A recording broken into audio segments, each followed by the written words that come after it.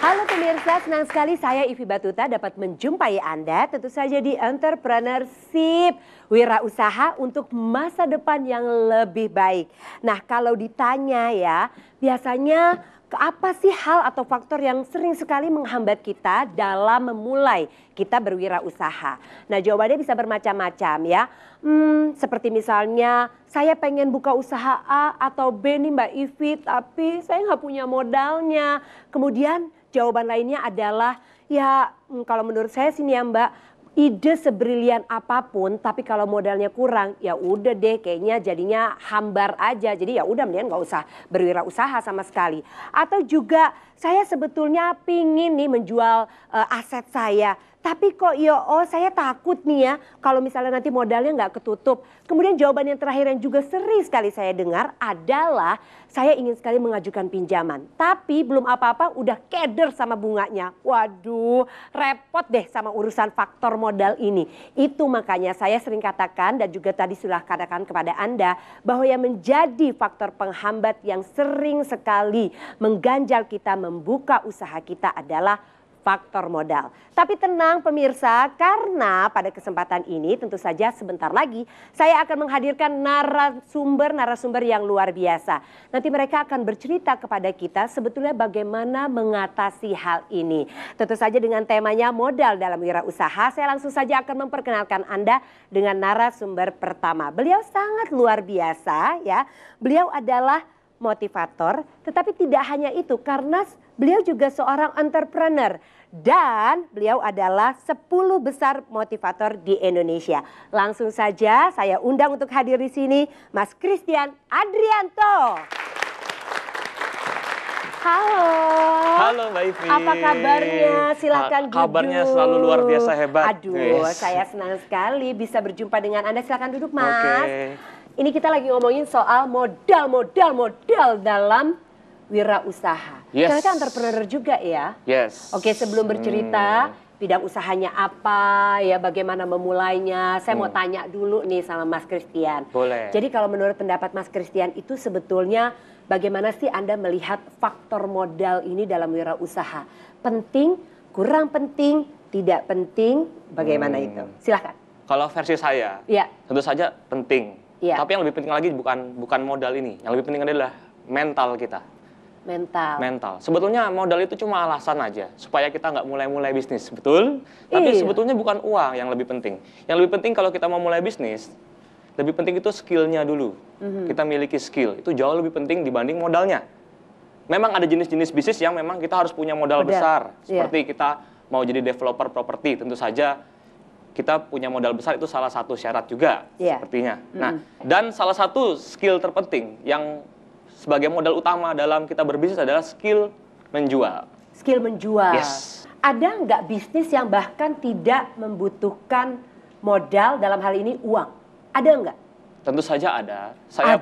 Bisnis saya salah satunya. Saya punya beberapa bisnis, salah satunya bisnis saya adalah jasa training motivasi.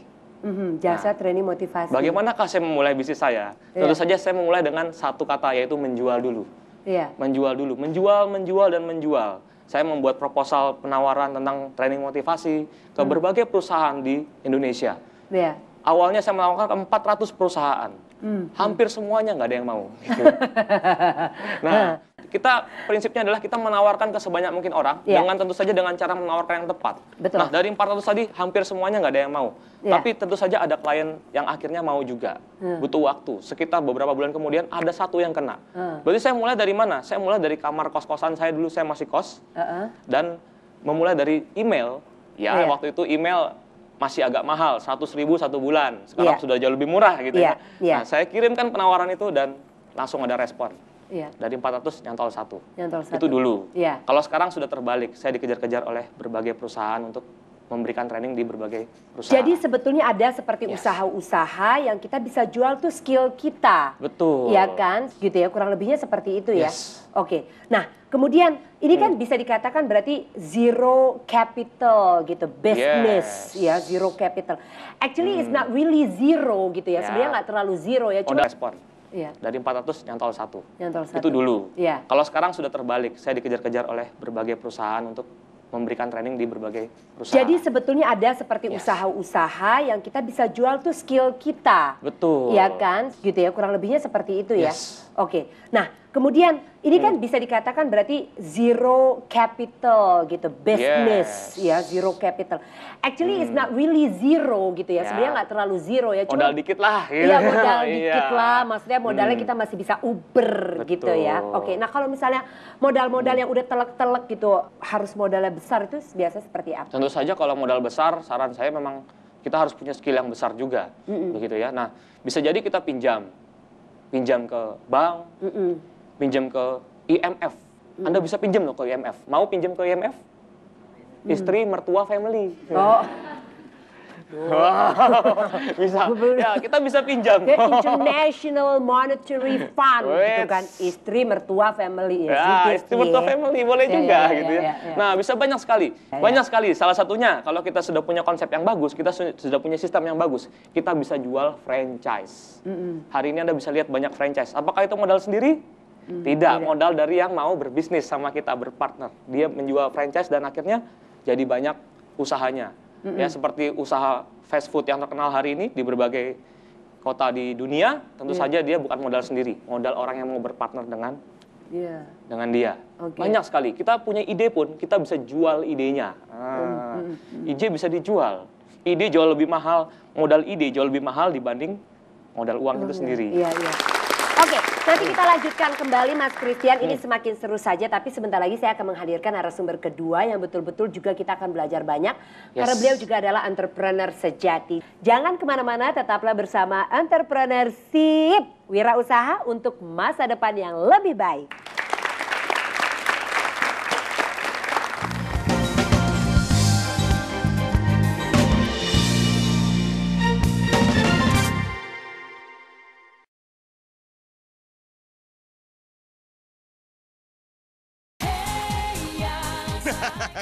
Ketemu lagi ya, tetap di Saya Suka Kompas TV. Dan sekarang saya berada di Jakarta Convention Center. Tambahnya ada 2 orang dari saudara-saudara kita dari Papua. Langsung kita kasih pertanyaan nanti ya. Rp20.000 untuk Bapak lagi ya. Rp20.000 lagi untuk Bapak. Saya Suka Kompas TV. Ada apa sih di setiap hari Senin sampai Jumat jam 6:30 malam? Ada suka-suka. Suka-suka. Setiap Senin sampai Jumat jam 6:30 malam. Kompas TV, Inspirasi Indonesia. Siapa yang tidak akan terlena di Yogyakarta? Saat ini saya berada di Candi Borobudur. Dimulai titik ini, saya akan memulai perjalanan saya dalam mencari tempat bersejarah lain yang ada di Yogyakarta. Keramahan masyarakat dan budaya kental memikat. Nah, ini tinggal mau lurus lagi. Jadi kalau kita benar-benar bisa melewatin kedua pohon tersebut ya, hingga berada di sana, nah itu permintaan kita apapun itu katanya bisa terkabul. Soal kuliner, Yogyakarta juara. Jadi memang kalau kita mau mencoba atau mencicipi nasi bawang ini yang sangat spesial, kita memang hanya langsung datang di restoran ini ya. Siap disantap. Enak tenang. Jelajah kuliner Nusantara, episode Jogja. Kompas TV, Inspirasi Indonesia. Pulau Komodo.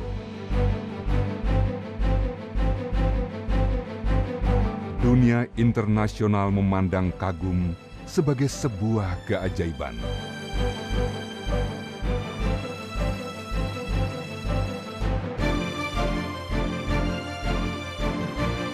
Cahyo Alkantana menelisik habitat satwa purba dari sudut pandang sang ahli. Komodo ini kelihatannya dia cukup lambat kayak malas gitu. Padahal dia bisa lari 18 km per jam. Dan ini kelihatan tidak buas ya. Cuma dia kalau sudah menyerang luar biasa, mengerikan sekali. Teroka, episode Pulau Komodo, Senin 3 Juni pukul 20. Kompas TV, Inspirasi Indonesia.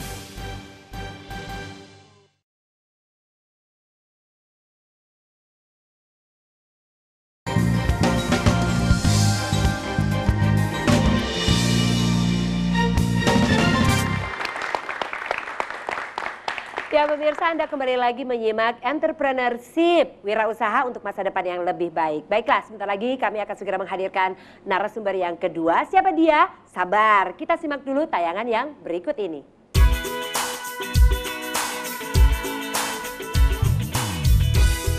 Ada yang beranggapan sukses atau tidaknya seseorang di dunia bisnis dipengaruhi oleh faktor ras atau etnis tertentu.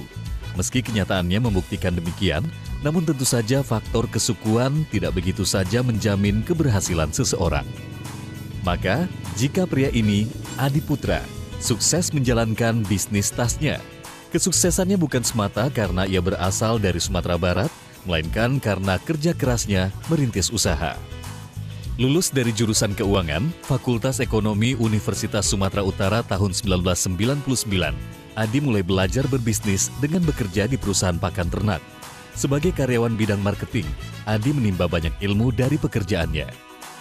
Pelajaran marketing gitu ya kan, karena kita betul-betul dituntut bagaimana kita mencari customer, membuka agen, mencari pasar gitu ya kan. Jadi kita banyak sekali dari menjumpai orang-orang yang tidak kita kenal sama sekali, bagaimana dia tertarik untuk sama produk kita. Merasa cukup menimba ilmu, Adi yang sejak semula memang bercita-cita memiliki usaha sendiri, mulai merintis bisnis tasnya. Dimulai dengan cara yang sangat sederhana. Sampel-sampel tas yang kita ambil ke tempat saudara kita. Jadi sampel-sampel tas itu yang kita tawarin ke orang lain. Kalau orang memesan dan setuju, suka dengan tas yang kita tawarkan, dia pesan, kita dikasih DP. Dikasih DP 50%, dengan DP 50% kita putar itu kan. Jadi setelah selesai produksinya, kita serahkan barang, mereka lakukan pelunasan. Jadi boleh dibilang modal kita awal tuh betul-betul tidak ada modal ini, modal berupa kapital yang besar gitu ya kan. Para pembeli di masa-masa awal inilah yang coba diberikan pelayanan semaksimal mungkin oleh Adi. Ia menyadari para pembeli inilah yang kelak bisa ia harapkan turut mempromosikan tas-tas buatannya. Dan benar saja, dengan modal promosi dari mulut ke mulut, tas-tas produksinya mulai mendapat banyak pelanggan. Setelah kita punya langganan, setelah kita punya modal, kita coba beli mesin 2 buah dulu. Kita cari tukang 2 buah dulu gitu ya kan. Dari 2 buah itulah kita pertahankan, kita tingkatkan sampai bertambah-tambah gitu ya kan. Dari mulai mengupah penjahit luar, kemudian mempekerjakan 2 penjahit, hingga kini usaha tas Adi berkembang hingga memiliki bengkel produksi sendiri yang mempekerjakan tidak kurang dari 30 karyawan. Semua karyawannya bekerja di bagian produksi. Untuk manajemen keuangan, marketing, dan distribusi, semua masih ditangani oleh Adi sendiri. Sebelum mempekerjakan orang lain di sektor ini, Adi ingin menunjukkan terlebih dahulu bagaimana cara terbaik memberikan pelayanan kepada konsumen. Customer yang datang ke kita, itu kalau memang istilahnya kalau pendekatan hati ke hati. Kalau dia mungkin sama besar, kita anggap dia itu dibawa secara teman. Kalau dia lebih besar dari kita anggap dia itu kakak atau abang kita. Kalau seandainya customer kita tuh lebih tua dari kita lagi, kita anggap dia itu sebagai orang tua kita sendiri. Modal kapital memang diperlukan ketika seseorang memulai sebuah usaha. Namun, sebagaimana faktor kesukuan tadi, besarnya modal pun bukan penentu utama keberhasilan suatu usaha. Kemauan dan kerja keraslah yang terpenting.